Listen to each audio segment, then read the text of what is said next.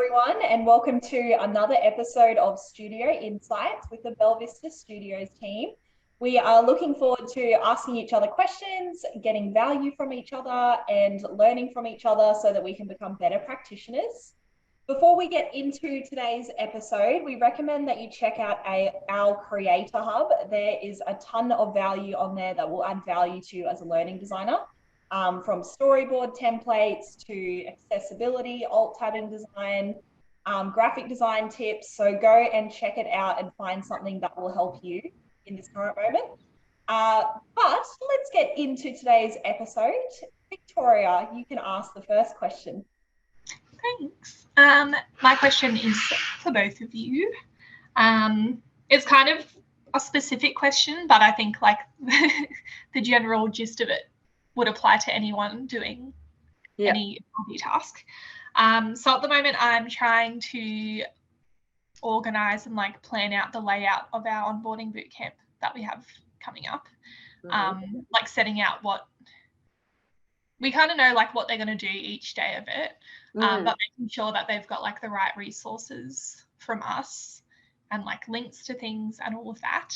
And I feel like everything we're giving them is like already need to know stuff. Like we know that it will definitely help them if they complete the template or do the activity or whatever it is. But because we do have so many valuable resources, like there is kind of a lot that we need to give them for each day or some of the days. So I want to know, like, when there is a lot of content, whether it's resources, links, templates, any of that, what can you do to like make it easier for them to digest? Because if there's like 5 things that we want them to do in one day, I don't want them to be like, holy crap, like how am I going to get this all done? But what are your ideas or tips to make it easier for them when we know that every single thing we're giving them will help? You want to go first, Hannah? Okay. So what I usually do when I'm storyboarding, if there's like a lot of resources that they need for something, and I don't know if this will work in what you're working on at the moment, but like you do the most important ones. So like what are the critical ones that they really need to understand or do in order to meet the project goal, and make them as like 100% like you must look at these in order to do whatever. And then having like further learning, or if you want to know more, or if you want to take things next level, if you have an extra hour in your day, if you want to work late on this, then here are some additional things that you can look at. I know a lot of courses do that anyway, like even the money manifesting course I'm doing at the moment, there are like core things that you need to do. And then it's like, if you want to take things next level, here are like all these other things that you can do. But like for me, I don't have the time to do that because I'm working full time. So I'll just do the bare minimum in order to get me to where I need to get. So that's one thing I would recommend. You can go, Kim, while I continue to think. Okay. I basically would say put yourself into the shoes of the user and think about the user journey. So yes, there's 5 things to achieve in the day, but which one comes first? And what do you need for that first output that you're going to do? And then what comes next? And then what do you need there?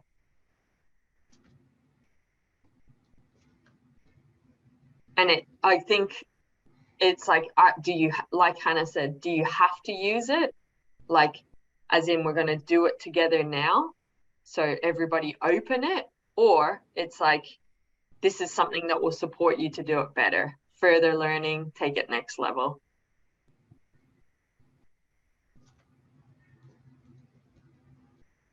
Kind of like planning a holiday. It's like you got 5 days and all of the things that you really, really want to see. And then it's like, how do you decide? Actually, you'll be good at this based on what you've been telling me. But it's like, okay, well, roughly you need this amount of time, and those things are in that particular city area, so you group them together, and then it's like, oh, which order am I going to go see them in? Well, that one doesn't open till 10 o'clock, so I'll go to this one first. So Yeah. It's transferable, I would say. Yeah. Definitely.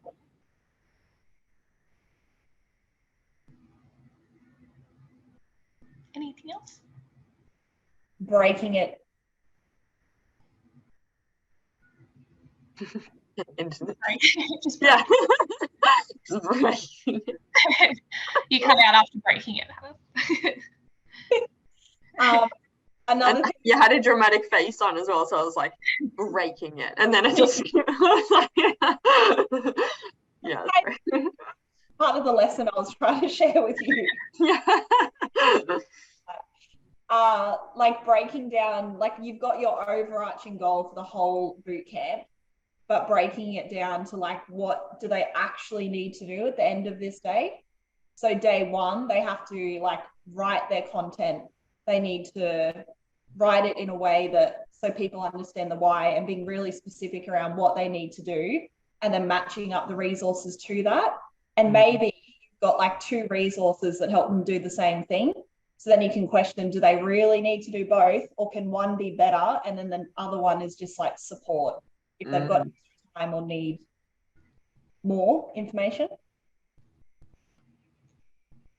It's less overwhelming then. I feel like you break down the days into like, and then into steps, like you've got more actionable, observable things to deal with rather than like just the whole boot camp.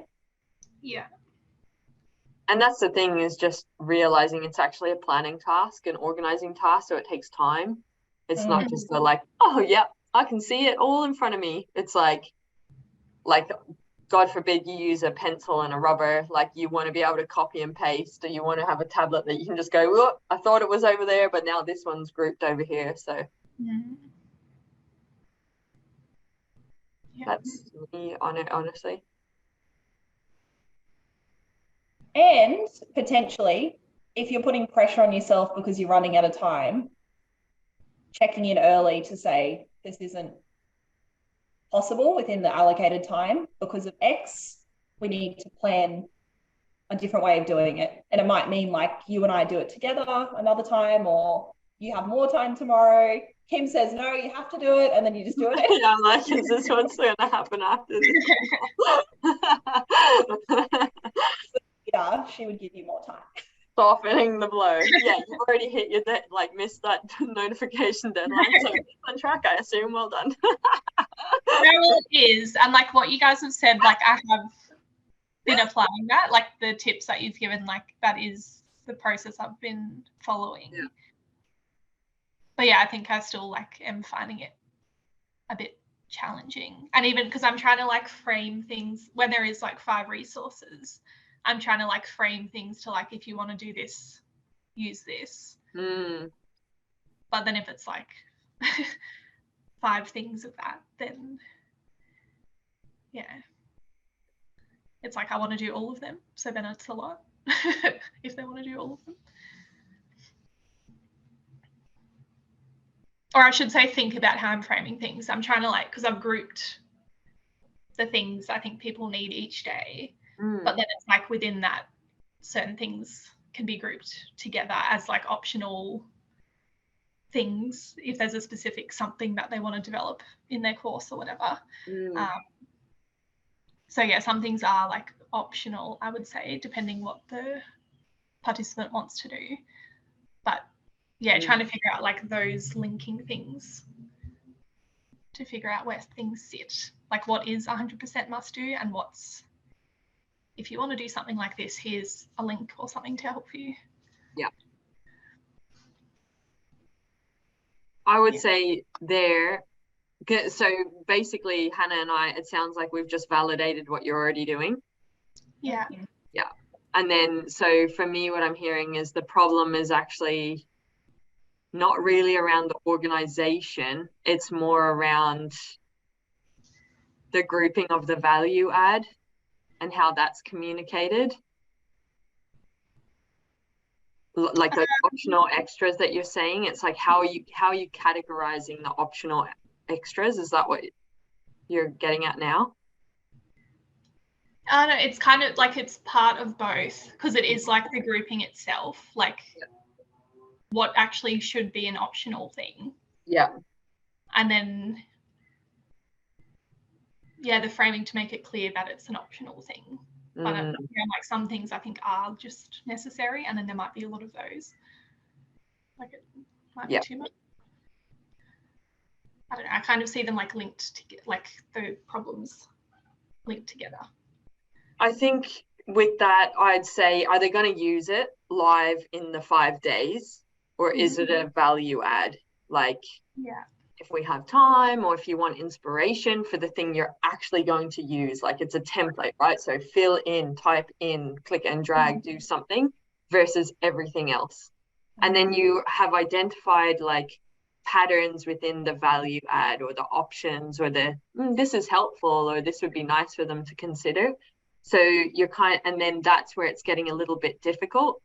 But going back to the scope is, we're not really there to sprinkle and delight in the 5 days. That's something that happens afterwards, or it's an option, right? So remembering what the scope is to, for example, storyboard the content.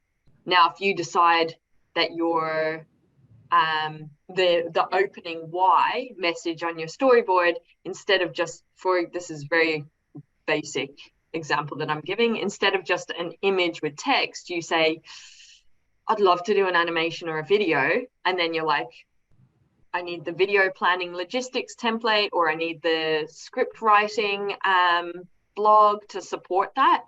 That's outside the scope of what you are actually, like what we're supporting for our learners. So therefore, I'd just say anything that is not usable is an optional extra, and it fits within day 1 a.m. or it fits within day 1 p.m. and the a.m. of day 2. So therefore you put the resource in both optional extra spaces, but for day 1 and day 2.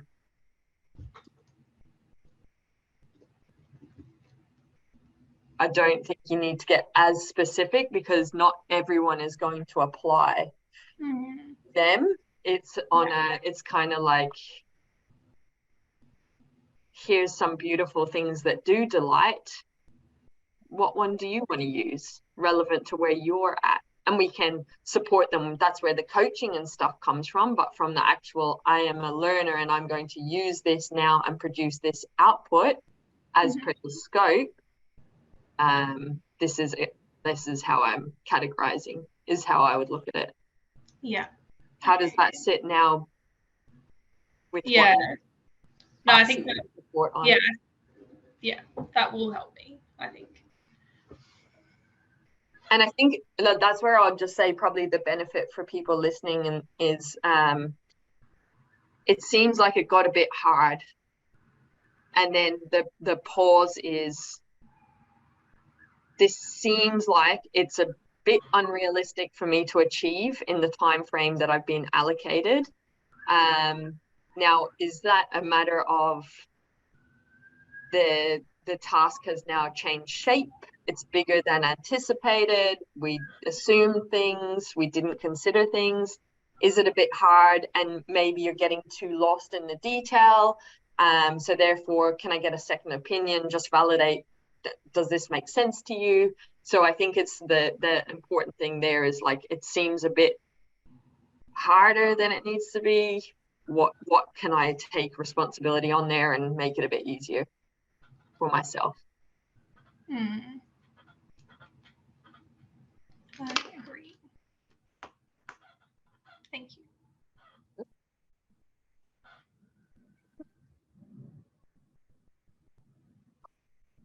What else? Honey, you're the facilitator. Get cut out. I thought you were still talking. We're all just like sitting here waiting. Sorry. It didn't look like you were frozen. I thought you were just like intently like, oh yeah, like For anyone that is interested, what Vic is working on is, if you're working on an onboarding, if you're working on an induction, new starter, joining an organization, go check out the Creator Hub and have a look at the onboarding bootcamp. You will get a lot of insights in there onto what makes an effective onboarding experience, things to consider. We've done it for so many organizations that we have been able to figure out a secret formula that we're now, instead of, well, we still do it for clients, but we're inviting them to do it as a group and do it with them. So yes, I would just encourage you to go check that out and get some tips and insights and hints in if it would add value to the onboarding that you're creating. Cool. All right. Thank you for that, Kim. I will do my best to continue with these connectivity issues. We will pay attention to you and see if you have frozen robot. There's probably a reason why, if I'm not moving, because I generally jig. Oh, she's holding her breath for a very long time. Okay, so Kim, would you like to ask your question then? Yes, okay.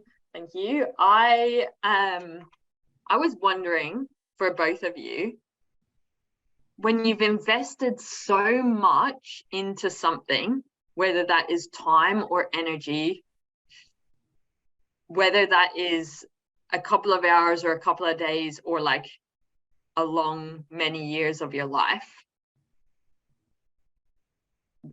how do you pull the plug or stop it?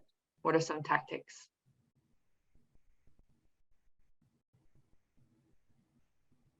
You just do it.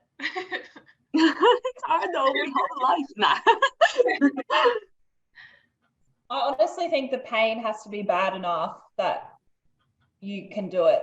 Because for me, like that, I find that very hard. If I've spent a lot of time and effort in like with something, for me to pull the plug, it means like I'm really experiencing a lot of pain with it and I'm not getting any value from it anymore. Or it's like I know it's not right for me. So for me, it has to reach that level, which may not be the healthiest way because it probably could happen earlier.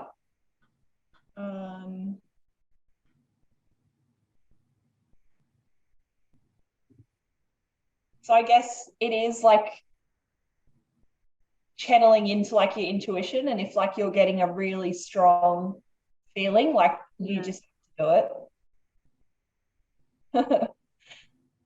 I need to. And now she's frozen. I need to pause and stop. Hannah, what was thanks everyone for your patience with the internet cutting in and out, so I know it's a bit disjointed. But the value is so good and not as painful, so that's why you'll continue to listen. Vic, do you want to go? Do you have any tips? Well, yeah. Do you mean like how do you know that it's at the point where you should pull the plug, or like? Yes. Yes. Yeah. That sounds like a good idea. That's why I'm saying yes, and I'll then tell you if it's lacking, if it's not actually the thing I'm still processing. Is that the thing I want to know the answer to?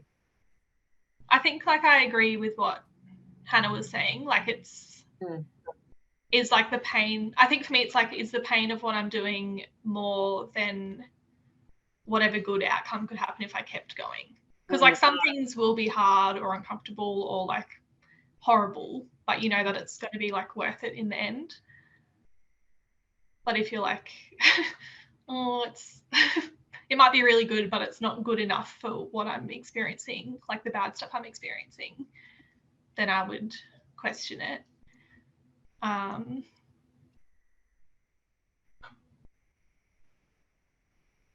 But yeah, I think. Oh, sorry. Yep, keep going for a second. I think like you also need to figure out exactly what the pain is. Like, is it like you can't be bothered? Is it that you're too busy for it? Is it you're not like that invested in it? You just feel like it's something you should do. Like, I think that plays a part of it as well. Yeah. And then depending on what your answer to that is, could mean like, all right, well then why the hell am I doing it anyway?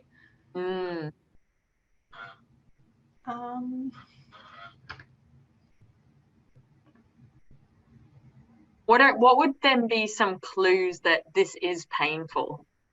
So yeah. If it's something you like consistently are putting off working on. If when you work on it you hate it, or think like, what's the point of this? Why am I doing this? I wish I didn't have to do this. I believe in like the gut feeling too. Like if when you're working on it, something, even if you can't explain it, if just something doesn't feel right. Yeah. I think obviously then you need to like delve deeper into it and try and figure out why it doesn't feel right, because I feel like your gut is normally tied to something that's happened. But I still think just that like gut reaction, telling of something.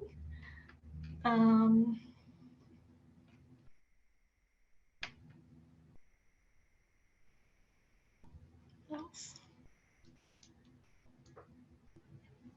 I think as well, if it absolutely exhausts you every single time, because I know when I'm like doing things that I know aren't right for me, like I'm like this, I'm not getting any energy from this. Like it's just draining me every single time. So that's something I notice for me. And I know there are things like Victoria said that like you just have to do sometimes because it's worth it for like other good outcomes in your life. But if it's like the whole thing is always exhausting and always draining, then and it's not worth the good outcome, like don't do it.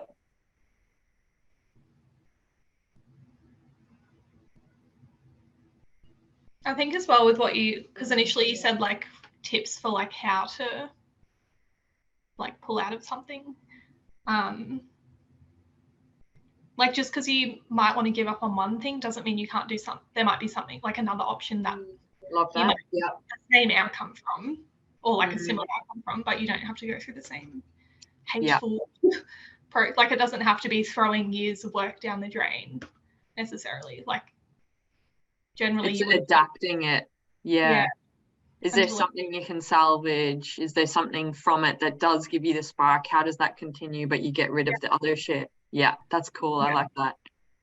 And even just even if you do nothing, if you don't adapt it to anything, at least like reflecting on what you have done, you should have learned something. So maybe it is just one of those things where it's like a learning experience. That's like you should be able to take something from it. If you put that much energy into it and it's been bad, then there's got to be like a lesson. I feel like there's some corny quote, I can't think of it, but it's about like bad things being a lesson. I can't remember what it is. Yeah, it's like I feel like something good comes out of bad things. There's always like a little, maybe not always, not all situations, there's like a little bit of good that comes out of it, whether it made you stronger, made you more resilient, you learnt what's right and not right for you, you know what not to do in the future. Like I feel like you get something from it, even if it's not like a tangible output that you were originally planning. Yeah. Well, yeah, like your lesson could literally be, I will never do that again in my life. And I will advise anyone I meet not to do that. I'm pretty good at that, but I get like time passes and then I'm like, was it really that bad? Should I reintroduce it a couple of years later or whatever?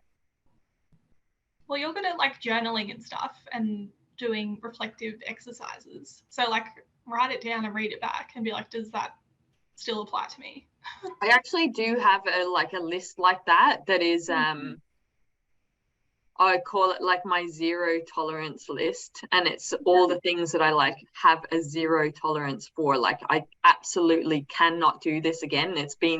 It's caused some sort of pain at some point, or it cannot have a place in my life, basically in my existence. And I look at that frequently.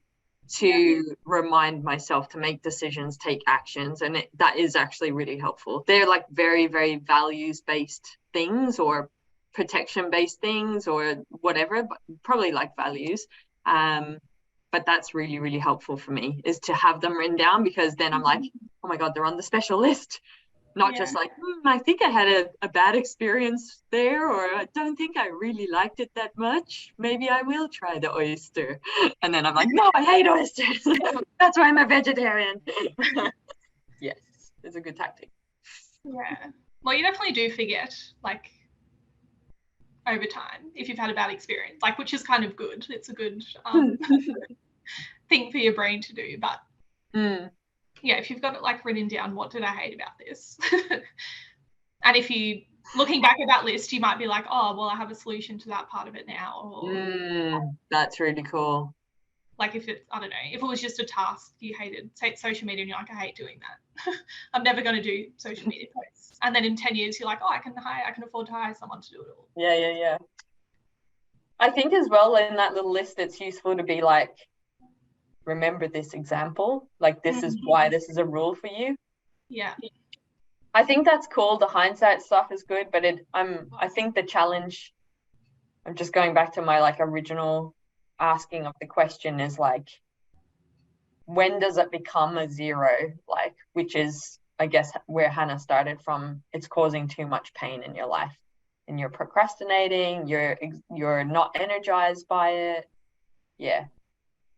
I think you've answered a similar question to that for me, or for Hannah even, where we talked about like red flags with stakeholders, or like how to know when to like maybe end business relationships or something. And it's like, if something is consistently coming up, that's a red flag. You've taken action, maybe they've tried to take action and it hasn't changed. Yeah.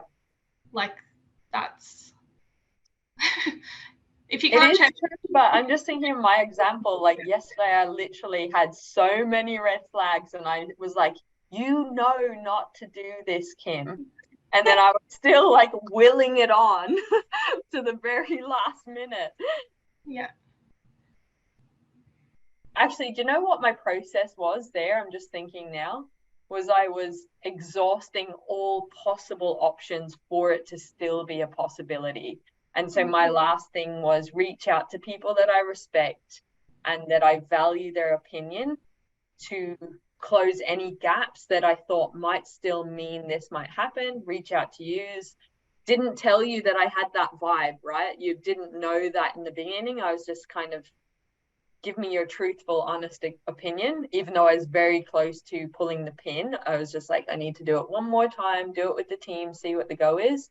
And then yous gave me that thing. I even put rules in, remember? And then I was like, even with those rules, it hasn't stopped this thing. Therefore, I'm pulling the plug. And before that, I expressed it. So I gave you guys the opportunity to push back on my intuition around it. And then we couldn't resolve it. And it meant, pull the plug. Yeah. Well, I actually think even that in itself is like a tip. The fact that when you came to us, you said, like, is there anything stopping this from happening? Like you didn't say it explicitly, but like I got the feeling from you like it was an option for it to not happen. So that made me feel more comfortable to be like, all right, well, don't do it then, or like think about this and this instead. Whereas I guess sometimes when people are asking for advice, you don't know like how far they're willing to go, so you can be hesitant to I wouldn't, like, if you came to me normally, I wouldn't be like, oh, well, don't do it then. Like, it's not something I would, because I'd be like, you're obviously coming to me because you want to do it. But I think knowing that you're having hesitations, it like opens up the advice people can give you. So if one of your checklist things is like ask people I respect for advice, like I think it can be useful for you to say to them, I don't know if I want to do this or not. Yeah. Instead, because otherwise, like, depending who it is, sometimes when you give me advice, it's like, if I think you really want to do this, I'm going to be trying to like convince you of why you should, but maybe it shouldn't be that. Yeah. Like it's parameters on what you want feedback on. Yeah. And what's the extent of, like the work that you've done so far. So you're not kind of having the repeated conversation or processing that you've done. Yeah. It's good insight. Thank you. No worries. Thanks, Hannah, as well. Hannah's internet has cut it. So she is out, which means we'll sit here and not know what to do next. No, she put her question in the chat, which was, you want to ask it? Can you please impersonate Hannah? I literally have no idea what she's talking about. So, Kim. Oh, you go.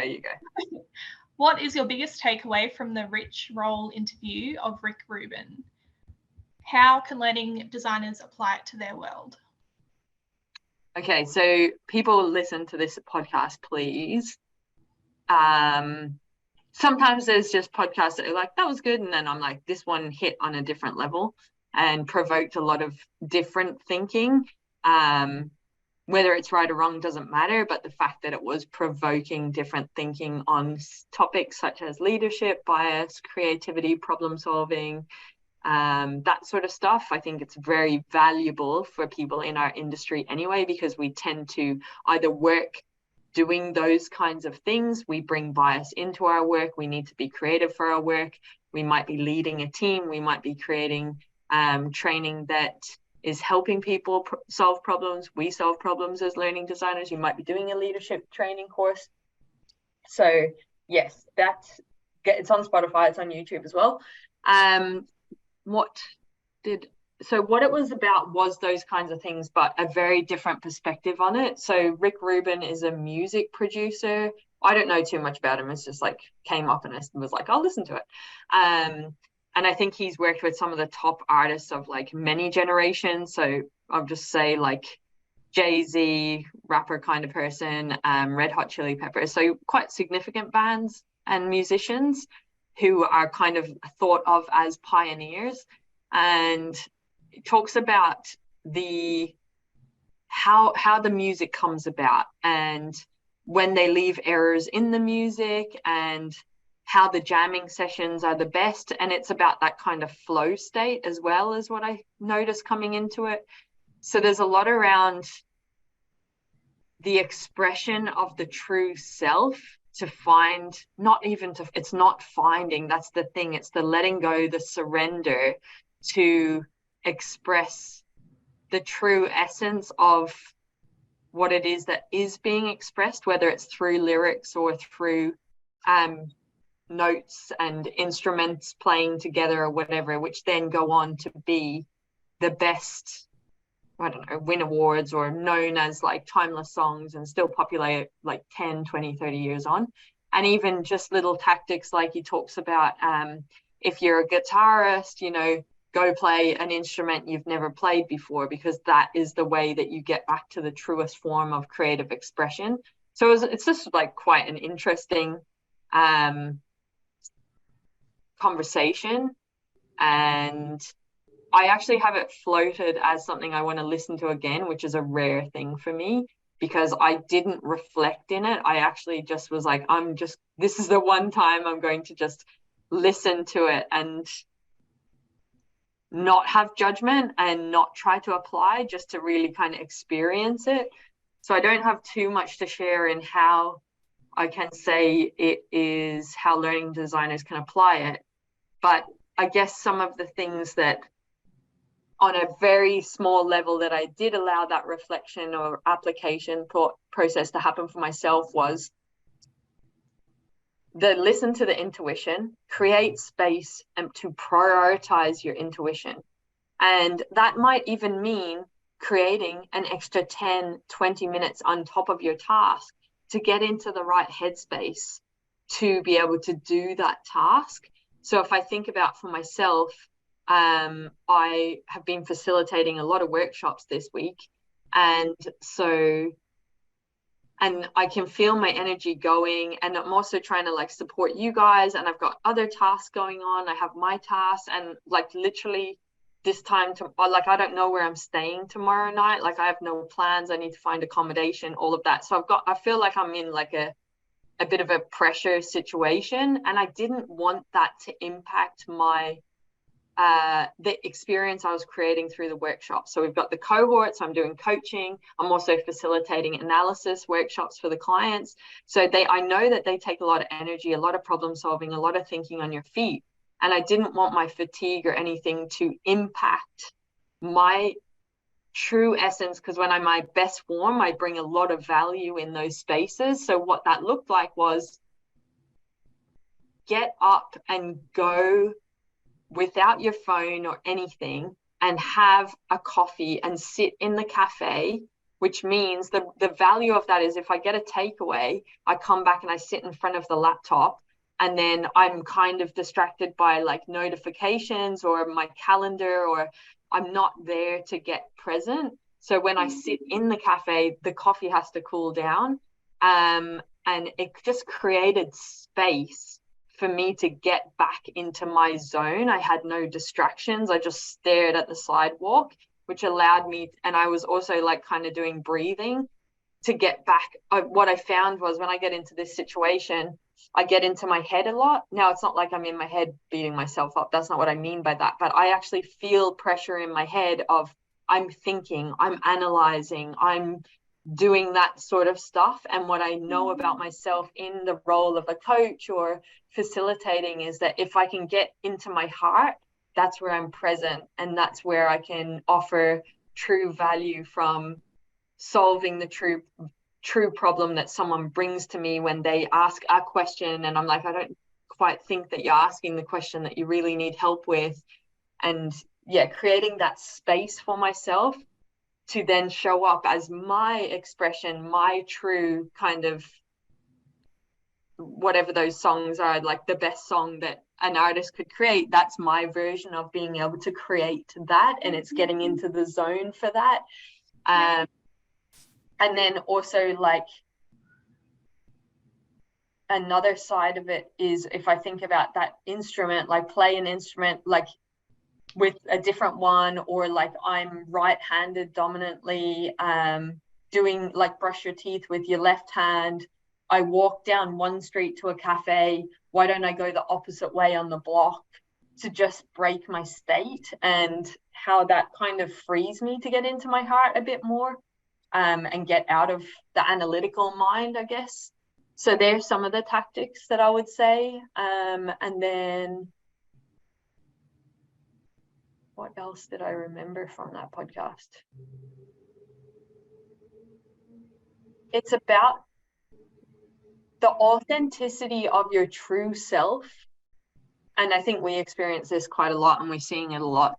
But when you are your authentic self, you attract authentic people as well. They could be very different from you, but they're aligned. And I think that's where the collaboration, the creativity, the respect, the trust, the communication, the I don't know what it is, like the thriving, the success, the best solution, whatever it is, that comes from that. And he's very authentic. And you see, he's not trying to answer to please the interviewer, or telling us what, yeah, like they're a huge band.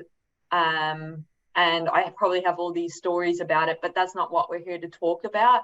What we're talking here is about creativity. So just not even trying to please the audience or to please the person he's having a conversation with, or he's very egoless, I thought, that Rick Rubin person. And I think that allowed for the deep level of conversation that happened in that particular podcast. And I think when you can be your authentic self as a human, as a colleague, you then attract the space, even in a meeting, to be able to say, like, from my deepest depths, I do not think that is the right way for us to proceed forward on the project. And you can say something so, like, stopping something that might be months, 18 months in, and millions of dollars spent on a project or something. When you can come from that self, it is the true essence. The intent is right, and people will not resist as much as we shouldn't do this anymore. You know, like there's a difference in how you communicate. And I think, yeah, that's probably what I have to say about that. That sounds interesting. Makes me want to listen to it. There's no crime in there, that's for sure. Yeah. Well, we'll have to tell Hannah to watch this back. Yeah. Yeah, it's a good episode. Rick Rubin and Rich Roll, you'll find it on the internet. He's got a new book out. I actually have the book. I think that's why he's on the podcast circuit and why it floated, but it's a book on creativity, and I'm quite curious about that. So I'll listen and feed that back when I have listened to it. Sounds good. Do you want to end the episode? It has ended. Goodbye. What's up, awesome human? Thank you on behalf of myself and the Belvista Studios team for continuously choosing to learn with us. We really appreciate it. If the tips and the insights and the context resonate with you and you want to take your skills to the next level, or you want to make your life way easier, you will love our Creator Hub. The Creator Hub is a place for people like you and us. Basically, it's the stuff that we use internally at Belvista Studios, and then we just share it publicly with you. The Creator Hub is created by instructional designers for instructional designers, and what you'll love there at the moment is we've got a quiz, Could I Be a Better Instructional Designer, that has so much tips in the feedback if you're interested in human-centered design or just taking your skills to the next level in terms of the solutions you're creating and the problems you want to solve. But in there as well, aren't we cute? That's us. But we've got the coaching courses, freebies, give us gratitude, and also we've got some templates. And basically they're always around the lens of learning experience design, instructional design, and e-learning. So a human-centered design focus is very much what we're about at Belvista Studios. So putting your learners at the heart of a solution and creating something for their needs. So there's the human-centered design stuff, and then we've also got the business stuff. So this is the stuff they don't teach you about when you want to become a freelancer or a consultant in the instructional design world. So go check it out. The link is in the description. You can check out everything that is available for you. Thank you for choosing to learn with us. Continuously invest in your skills. You will be rewarded as an instructional designer. Share this stuff, share it with other people, because when we are better instructional designers, we create better solutions that create better humans, that create a better world. So we have a very important role, and I'm excited to be on this journey with you. Have an awesome day.